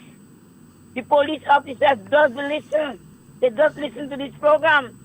At least they listen to all radio programs. So please make a call to the Commissioner of Police, even to the Prime Minister, even to the Minister in that village where that person lives. Cry out to them. Because next thing later on you might hear something happen. You know, it's sad. And please, people, young people, men as well as you women, be very careful with the relationship. Sometimes you have to do a little back check. Before you get involved with men, you have to get a little back check with women. Be very careful because people crazy out there now, mentally. Yeah. You understand? You can't tell a man you don't know because they go kill you. You know, they don't own you, but they go kill you. Because sometimes they spend $20 on you, you know, 20 easy. And they want to kill you. Be very careful. Be very careful with who you go yourself with. When I was in America, I met a lot of American guys, you know. I said, I don't want an American, I don't want a Jamaican. I'm looking for a Grenadian man. And I did my research, you know. The guy meet me in New York and he telling me, know me. I said, I don't know you. And I take a chance with that man, and the man still deceive me, you know. But I have nice children for him. Yes. I thank God. Yes. You understand? Yeah. Do a little back check. No, that is serious. Yeah. Do a little back check. It is. You know about these people where you get yourself involved. Because them men don't want to let go. Look, they say. I don't know how true it is. I don't like second and news. The young man that put a rope in his neck. They say that the little girl kill himself, you know. That's what people saying. Right? So all you have to be very careful and call on Mr. Prime Minister, the minister in the village, the Commissioner of Police. They're not right when they say they're calling them and they don't come in. Because look at how they distress me. My neighbor opening me window and I've seen inside the house. And she's son 13 years. He and another friend. And they take three cameras from me. And when I call the police come. I give about the amount of question they ask me. And the little boy go and get the camera. The mother bring one. And we give the police up to now. They don't call me back to tell me, Miss Scott, we taking action. Oh, let me make up. Nothing. So every day I'm passing, the little boy don't even go into school. He's at home. And sometimes I don't want to go because I don't know why the next move. You understand? He just there alone, 13 years, and I called him this morning, again as I call back, to the children's services. I live in Busheju, and that little boy just stay home. I don't know why she won't go to work with him. Or why, yesterday morning, I said, why you won't go to school? I don't know. And he just there distressing everybody. 13 years. You know, I pray to go because you never know what he will do again. Yeah. Three cameras, and the mother and the father and them is around. None of them never come and say, Miss Kami, I apologize for the child for what he's doing. And we all could help because they don't want to talk to him. Why is the problem? He just breaking people's place. Yeah. The little boy, he demonstrates how he break the shop and how he take the camera in the police presence. So help me God. I was there. The mother was there. I pray to the house. They break the window, they come in, they take all my little lunch and meat inside of here. You see, you have to call and speak because somebody listening, not everybody, somebody listening. Yeah. And I pray to God that child get help and that lady that's scared. I pray to God this morning, Mr. Commissioner of Police. All you remember where you come from, not because of the position. Mr. Jesman Prince, Mr. Connaught, all your top-ranking police officers on that force. Listen this morning and I'll do something. Do something, sir. Forget the politics and do something for that poor lady. Because already the same one will come back and talk on the radio when she dead. Try and do something, please. I'm begging this morning. Have a blessed day, Grenada. All right, thank you so much, Miss Cami. Yep, so we need to protect our women. We need to protect our elders. We need to step up a little bit. We need to step up. I believe we have a caller on the landline. Good morning to you. Hello, good morning. We lost that caller. We have one on the WhatsApp. Good morning. Good morning. Hi, morning. Yeah, could I, yeah. My guy, my lady that we're talking there, could I have his phone number, please? Who guy? Who guy? Salbot. Yes, sir. What going on? There. Alright, who number you want the? I want to talk to you about something. Need your phone number. Alright. Alright, I have your number on the WhatsApp. I'll message you from my phone. Okay, then. Alright. Okay, then. Alright, then. So if you WhatsApp me and I get it call, we'll return the call whenever I say. Yes. Alright, then. Have a blessed day. Alright. So, guys, a lot of unfortunate incidents happening. This is a call to the Royal Grenada Police Force. Do something. As much as you can, yes. So now, we were speaking healthcare. Now, let us just slow down for a little bit. And let us think about this properly. Because, of course, when we talk about healthcare in this country, we cannot just talk about buildings. We have to talk about systems. We have to talk about people. We have to talk about what is actually happening on the ground. So before we get into the hospital debate, let's paint a little picture of what many of us as Grenadians are expecting right now when we seek healthcare. Now, we are still dealing with long waiting times. You go to the hospital, sometimes you are sitting there for hours before someone sees you, before someone can tell you what is actually wrong. Now, yes, I know you have to give way for emergency situations, but when you look at the hours that you have to wait, we understand also that there is a shortage of nurses and doctors. Now, this is not just only in Grenada. It's a Caribbean-wide problem. But right now, it mainly is a Grenada problem as well. And we have to call it by its name. Equipment. I talked about that last week. People go in for certain tests, and I believe Ms. Cami also raised that issue as well.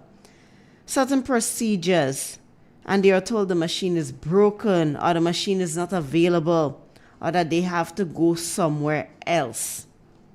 Basic services, sometimes available, sometimes not.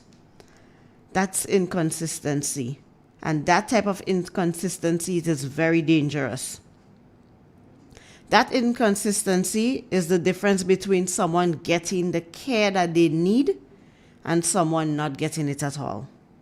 Now, given all of that, I want you to sit with this question as we go through.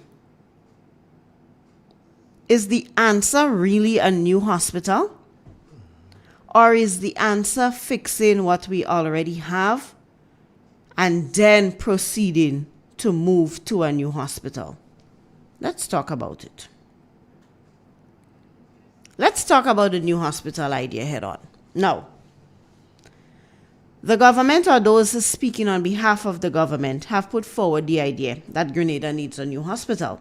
Well, yes, I am in agreement with that. Like I said, more beds, better parking, a lot of more services, maybe even a bigger facility, modern infrastructure, of course, would be there. That's the kind that we would need.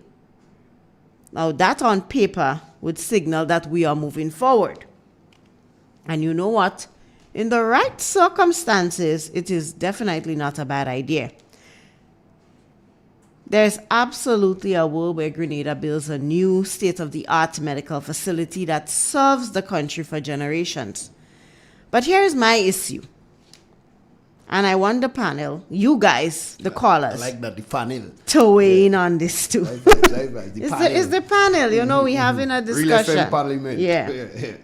Now, if the current system that we have is broken, if the management is broken right now, if staffing is broken right now, if the culture within the institution is broken right now, then how can we build the most beautiful hospital in the Caribbean? And still, we would continue to deliver broken healthcare. Obviously, we are not able to fix these broken issues here and now, so how are we stepping into a new facility? Here's the truth. A building does not treat patients. I hope they know. People treat patients. Systems treat patients. I want to ask you guys this morning, and I want all of you to think about it. What is the government actually proposing? Is there a plan on the table? Have they told us where the hospital will be built? Yes, of course, we know Project Polaris is going to be where in the Wester Hall area, I believe. That's Wester Hall. We know the cost. We know who would fund it. What happens to the existing hospital? Is this a political move? Is this something that is really for us, the people? Or is it based on politics, and we know election is close? These are things that we need to think about. Now, I'm not against the government. Like I said, I am very neutral. I think I'm one of the most neutral people that you would find when it comes to certain things. I believe in right, I believe in wrong. And I've always said that my major concern is if we are not fixing the system that we have now, how can we in turn move on to something brand new? We cannot fix what we have now. Equipments, we see they are not being properly serviced. We see they're breaking down. What is going to happen when we move into this new building? Are we going to have the same issue with the equipment? Are we going to have the same issue where persons are not able to bring their blood in there? They would need to seek other alternatives. I always reference to the polyclinic in Guelph. Look at that. It's just there. Brand new building, a lot of plans were set in place for it, but we are not seeing it utilized to the best of its ability. Now we're going to a different direction and we're building a brand new building. What's happening with the equipment in there? Yes, it will be funded with state-of-the-art things. Yes, all of these things. But if we cannot fix what we have now, medication is an issue. I recently experienced a loss because of the lack of medication here on the island. I remember calling nights, late nights. We're calling all over the place, and that is for a diabetic patient to get a specific medication, and it's nowhere on the island. And I remember about 4 years ago, we had that same issue with I lost a friend because of that same medication. So to come back this year, 2026, and have to experience that same loss because of that medication for a diabetic patient. I mean, come on. I'm talking 4 years ago, that medication, I had to call all over the place. Where we got it, I remember, was that hospital in True Blue. There's a hospital down there, and that was the last one they had. So that happened. We know the things that these diabetic patients need, and we are in 2026 now. And I had to face that same. I mean, it gets me a bit emotional knowing that, like, listen, 4 years ago, you know the medication that these people need. You advocate for these things.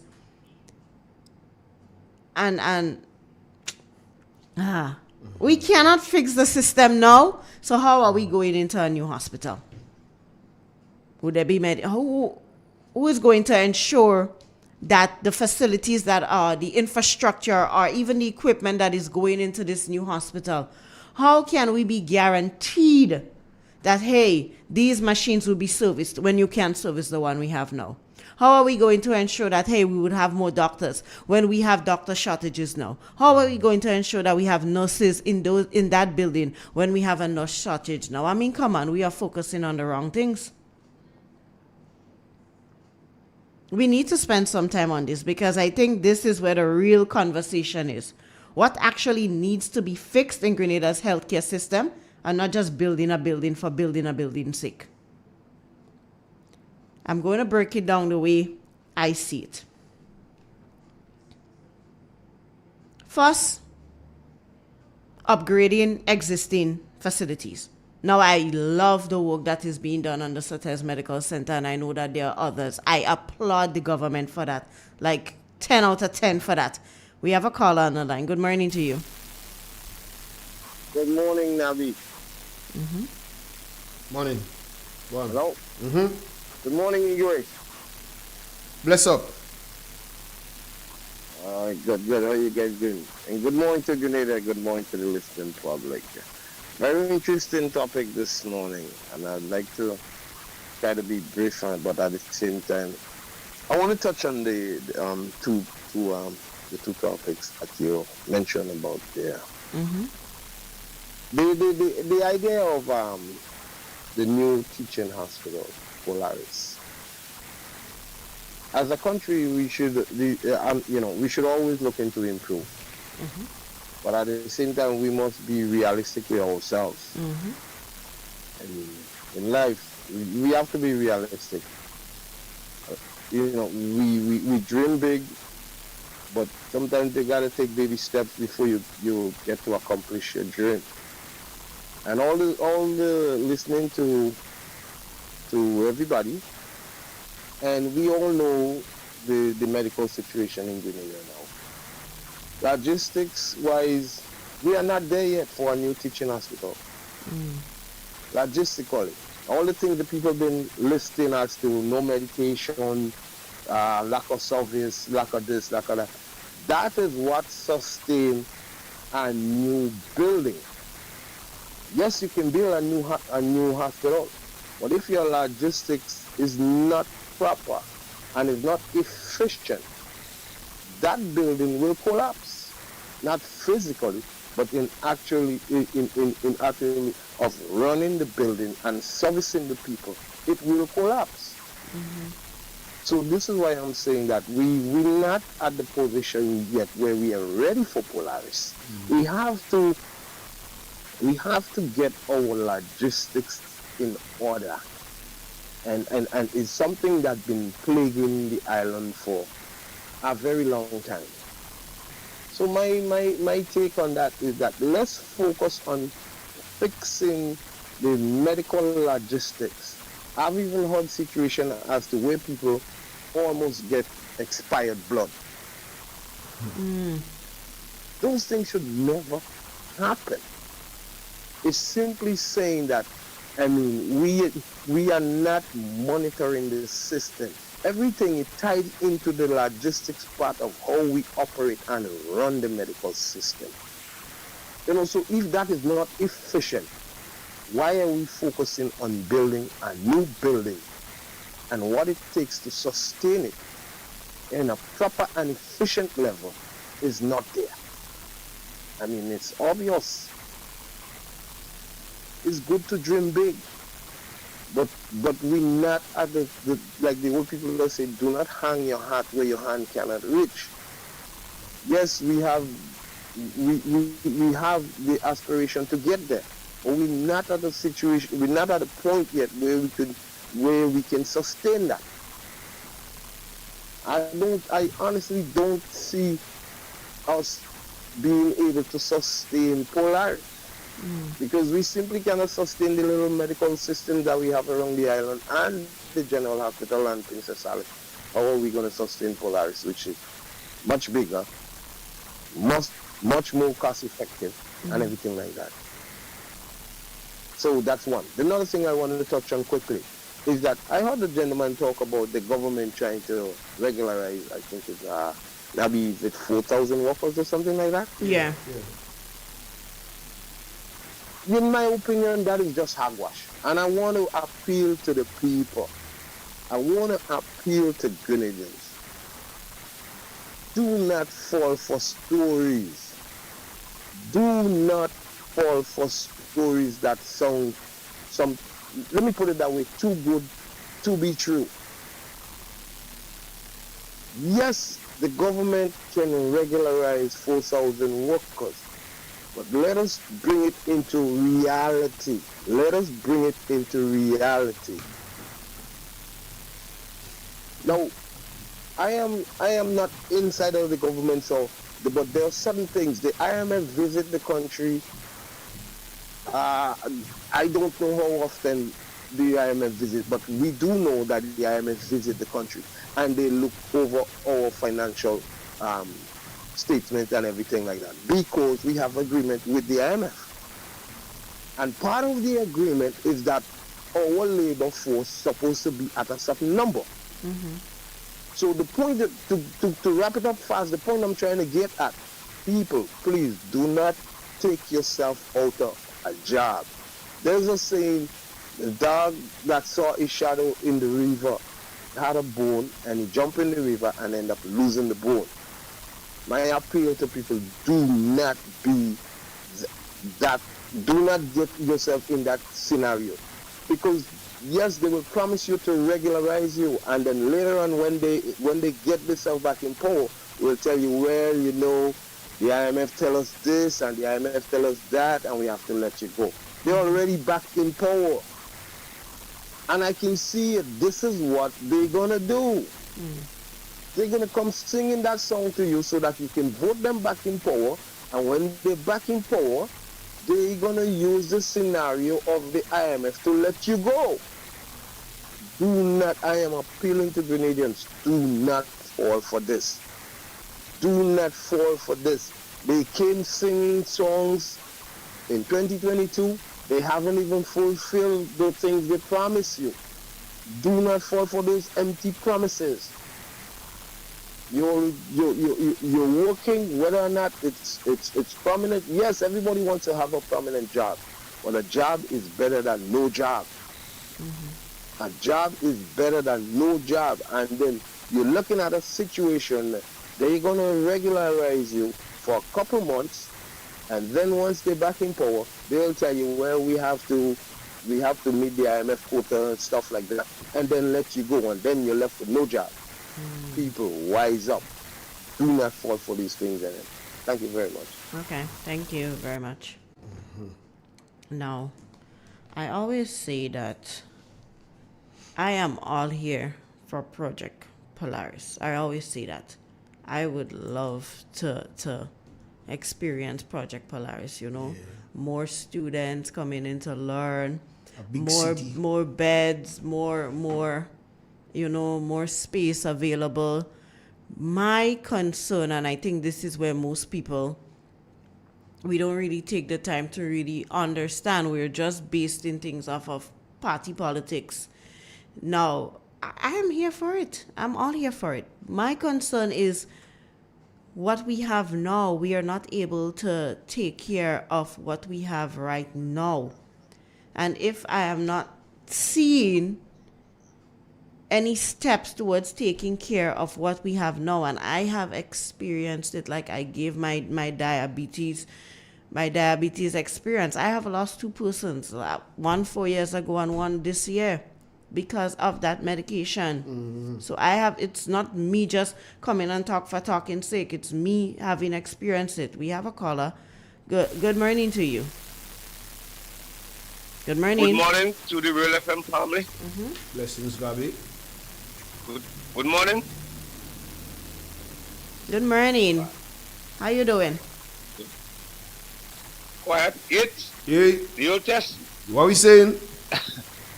I want to put my 2 pence quickly. Yeah. And first of all, before I say something, make a quick point, is I want to congratulate the lady who replaced Mr. Donald. She has been doing a very, very good job, because we don't have, I mean, I thought when Mr. Donald said he would be out for a while, I was wondering, I say, I worried about the program, but the lady is doing a very fine job. See, I want to congratulate her. Thank you. And because we have the most informative station in Grenada, Carriacou, and Pedimatic, but we didn't have no drop down. We're moving on. So I want to compliment you for that topic this morning. Very interested for Grenadians who have ears to hear, and who have eyes to see must listen. And I think somebody callers make some very good contribution towards that statement. Now, my little 2 pence in this thing quickly is, at this time we don't need a new hospital. But I always ask the question, I wonder who advising our Prime Minister. Because right now, this was a political gimmick. Yes, we need a new building. But he tried to capitalize on this new building to see if he could fool the Grenadian people once more by saying, vote me, you're going to get a brand new hospital. And he, without proper planning, right now I understand this Mount Sinai people is a big business people. So this hospital would not be for poor people, because Mount Sinai is not a cheap set of people who he depends on running this facility. Grenadians, again, St. Patrick people, St. Patrick West, don't be fooled. Right now we have to shift to something else, because I think we have some intelligent people in Grenada who start pointing out that this project would not be a 2-day project. So he's looking for something to hook on, to see if he could capture the Grenadian people once more. After he failed to deliver on the past promises, impossible promises last election, we are not going back to this. This is a blame game government. This is a wastage government. And I will be advocating until the flag dust that we have no other choice but to put a capable, a experienced, a government with a good track record back into power. And we have no other choice but to put back the new National Party, who have what it takes to govern this country. Young people, my people, I'm warning you. I thank you because I advocate somebody's supposed. Thank you very much for listening to me. All right, thank you. I think something I want to ask. I want to ask for persons who have a bit more knowledge than I do, because I don't, as I said, I don't really go deep into the politics. I just speak on my concerns. I have my personal questions, and that is one of them, especially as it relates to the healthcare system. But I want to ask this question, and I want somebody to call. I'm going to give you the opportunity to call after I ask this question. Does a government need to remain in office for a project to continue? That is my question, and I would like somebody who has a bit more knowledge. No, I'm asking. That's a genuine. I don't know. I don't know because I don't dig deeply into this. So I would like for somebody who has a bit more knowledge about it to give me a call, whether on the WhatsApp, or on the landline 4420175, and to just answer that question for me. Mr. Pierre, I think you're listening. You might be able to call and to answer that question for me. Does a government have to be in office for a project that was started under the administration to continue? To be honest with you, that doesn't happen in Grenada. But I want to know. There's no unity like that.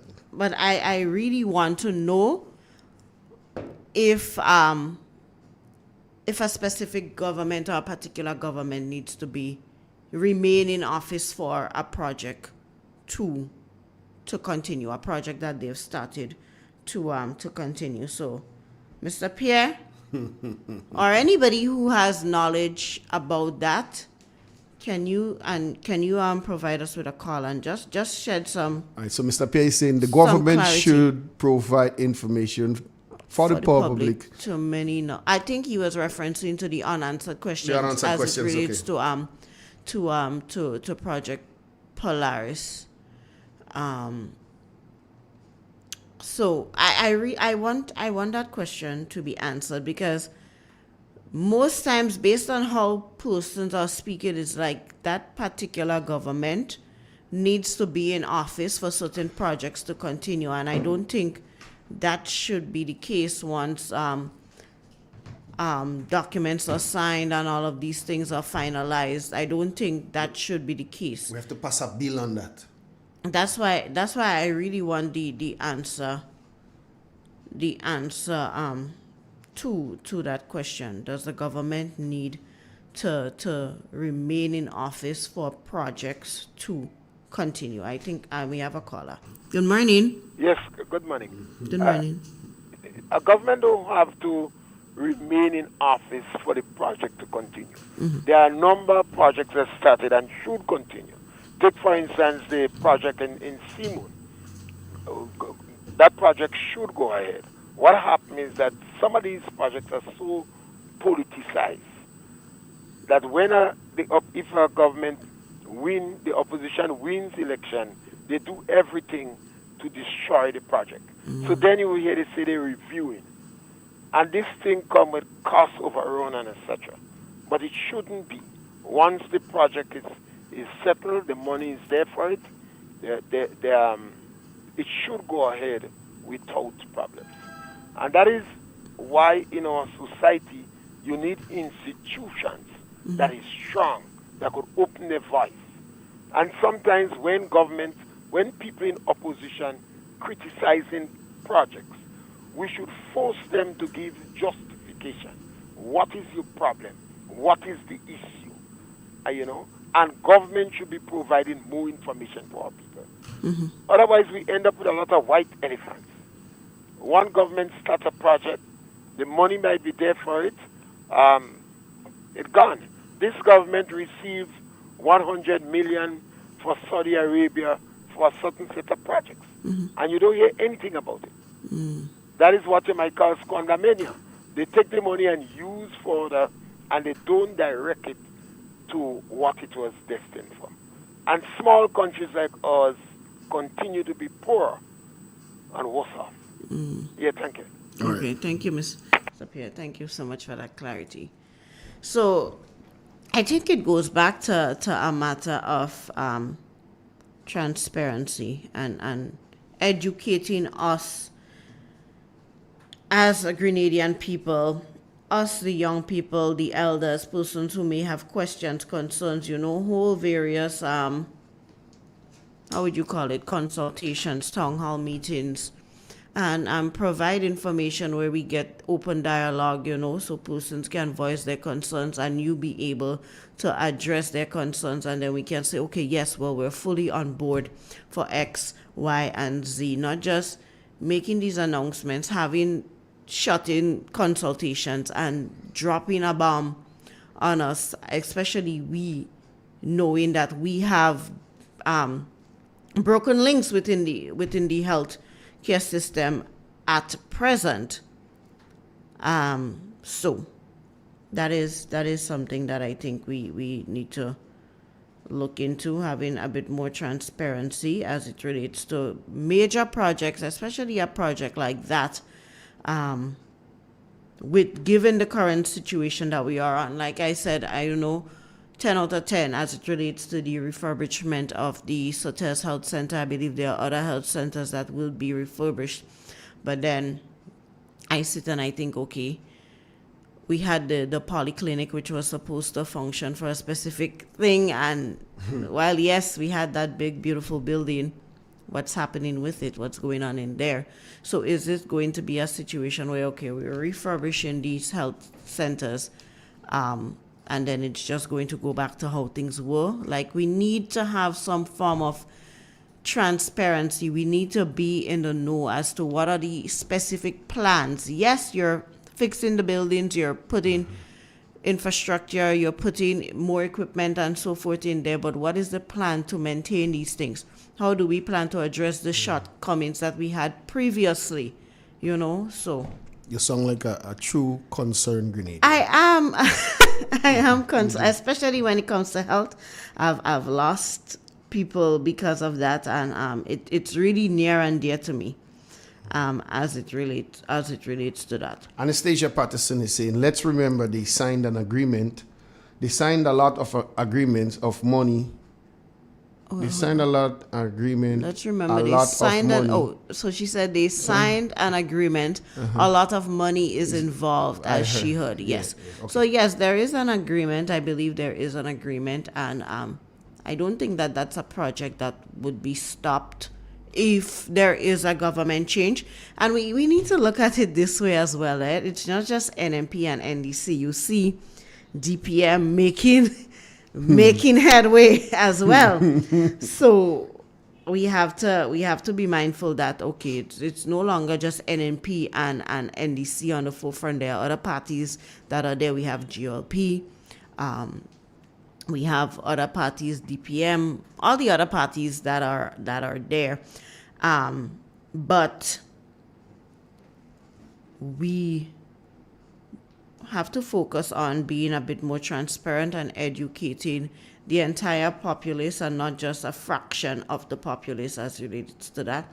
And I think if a lot of our questions are tabled with the government or persons from the Project Polaris team, and we have a better understanding based on our questions, then we might be able to say, well, okay, we see we had an issue here, but this is how you're going to address it when we move over to the new building. We have a caller. Good morning. Hello, good morning. Hi, morning. All right. I have a question, or is my comment? Okay, go ahead. Would it be, or in case our next government come into power, would it be much more important to continue with the building or to upgrade the medical places? Like you have Marybo, you have Bob, you have Sotes, and many more. Would it be much important in our healthcare to purchase more medical services for the patient, or it better to continue with the building? I would like someone to explain. I'm listening, to know whether it is much easier or better to upgrade the medical places we have with medical and machinery, whatever, X-ray, whatever. So then we will not always have to run to St. George's when there is a place in Guelph, there is a place in Sotes, there is a place in Marybo for healthcare.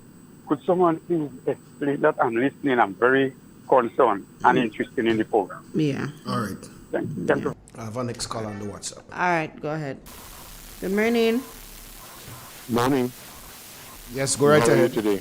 Good. How are you? Not bad at all. I don't know if anybody mentioned this before because I wasn't back and forth, but the amount of money that was borrowed, the amount of money procured for Project Polaris, has anybody found out where that money is being spent, if any of the money is being spent, what is being spent on? You know, I don't think that anybody pays attention to the fact that they got 60 million from OPEC and 30 million of that was already delivered. What have they used that $30 million for? Is it just that they're spending it willy-nilly and not giving account for it? Somebody else would have to give an account for it in the future. I just wanted to mention that. Thank you very much. All right, thank you. Now, we have a couple of minutes remaining. Now, I want to just say this, right? I am not anti-development. Now, if Grenada needs a new hospital, eventually we should build one. If the country grows to a point where the infrastructure cannot handle the population, then we build. But right now, with these specific problems that we have still unresolved, the priority should be fixing what exists, strengthening the foundation before we add more floors to the building. Now, we have a caller. Yes. Good morning. Hi, good morning, Nabila. Good morning to you, Igwe. Morning. Blessings. How are you guys doing? We're doing good. All right. So, on the issue of Project Polaris, I have a few concerns. No, I am not against Project Polaris. I'm not against a new hospital being built. There are reasons and there are considerations for a new hospital. And certain way everybody lives, if they're given an opportunity for a new home, a bigger home, a better home, we would all say yes, even though we're comfortable in our houses right now. No, with the current general hospital, there is an issue of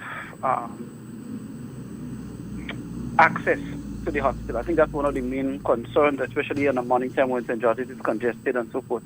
To get access to the hospital is a challenge. And because of the number of persons that are at the hospital at any one point in time, parking at the hospital is also another issue. So there are some challenges there that are genuine. However, the services that are currently available at the hospital, I do not foresee any additional services that can be added to the general hospital that the current infrastructure cannot hold and may be available now at a new infrastructure. I believe what is needed in the right now is the services that we require, as opposed to just the building and the comfort and the things that go along with the perks that go along with that. But there is another consideration for most persons that I would like for persons to think about for a second. If we want to look at polyclinics, there is one at Guelph, we can consider one at Carriacou, and one at Maryville. So those are three. Success has a large complex, but it's not to the level of a polyclinic, far from. Right? So essentially, we have 3 polyclinics and a number of health centers that are essentially serving 50% of the population. That's everything outside of St. George's. The parish of St. George currently houses 50% of our population. So just by the mere math of it all, one general hospital serving 50% of the population is already a strain on the general hospital. I am not certain if a new 400-bed hospital solves that problem, given that the population of St. George's is, if the last time I computed, it was around 55,000, right? I'm not sure that solves that problem. Now, in terms of comparison to an alternative, so let us assume for a second that we were to add 2 polyclinics to the St. George area. And let's look for 2 large population centers. So, for example, the south, the Grand Anse area of the south, and the northeast area. the Northeast Corridor, to ease up the pressures of the hospital, just within St. George's alone, in addition to the other service centers around the island. I believe that would immensely ease up the pressure at the general hospital. A lot of persons, and the polyclinics can keep people overnight. They could keep them for a while if they need to. Yeah. People could give birth at these polyclinics. We need to upgrade the services there. So my question here, my thought here is Project Polaris and a 400-bed new hospital the answer to improving health services? Or are we overlooking what the population distribution is like and how maybe adding 2 polyclinics instead in the southern area and upgrading the services available at the other polyclinics can alleviate a lot of the challenges that we're currently facing at the general hospital. So imagine somebody from Sotes or even Carriacou, you have to go and get an X-ray, you have to go and get an ultrasound, all these things you have to go. You want to go to eye clinic, you want to go to the general hospital. Yeah. It's no wonder the general hospital is always overwhelmed with this, but that has nothing to do with the size of the building, the accessibility to the building, and all of the other things that are creating the congestion and so forth at the general hospital at the moment. So in my opinion, humble as it is, I believe if we review what these issues are and tend to these issues whilst looking at what are the needs of the population. Imagine, I had an uncle, deceased, passed away recently, who had to travel from Sotes to the hospital 2-3 times a week, bringing it down from 5 days a week to go and do this thing with your kidney. Dialysis.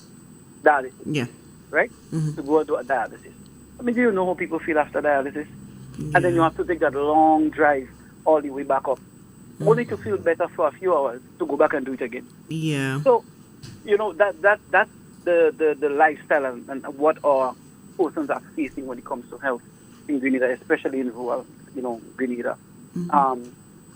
And for the relocation of the general hospital, I don't think it does anybody in St. Patrick any favor, because now where it's located, it's really, you have to go all the way around the island, either way you pass, to get to that general hospital.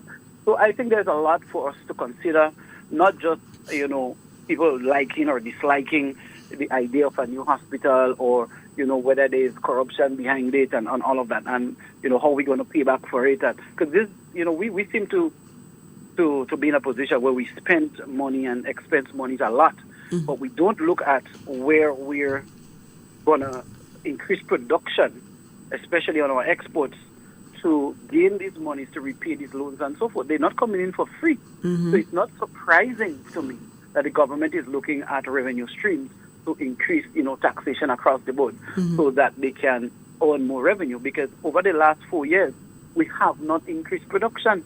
Agriculture has gone down in its production. The only thing that's booming right now is construction, and that's because of Hurricane Beryl. Right.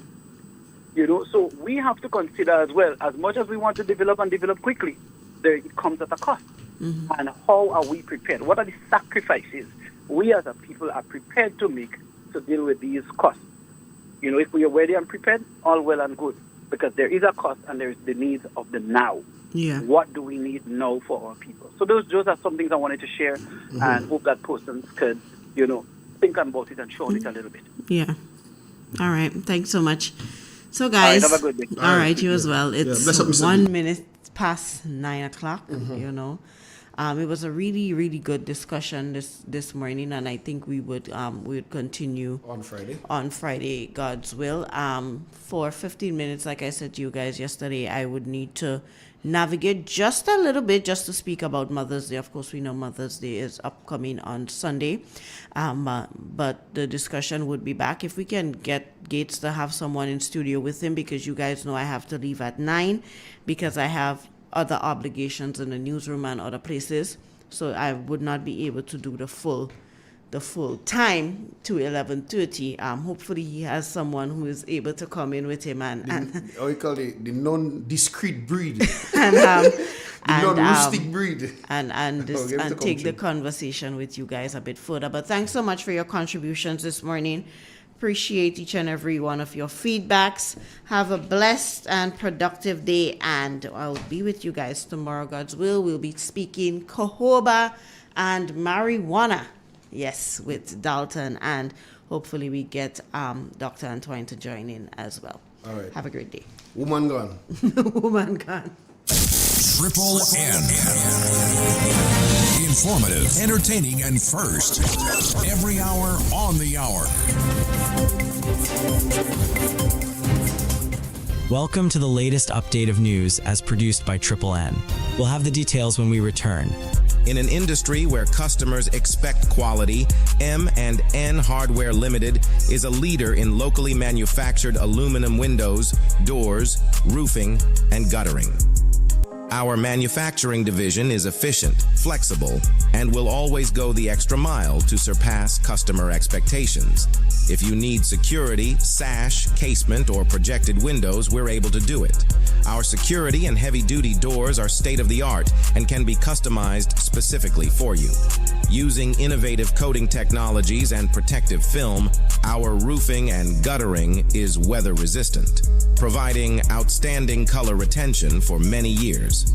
Available in 24 and 26 gauge and a variety of color options. We are the leading company, a family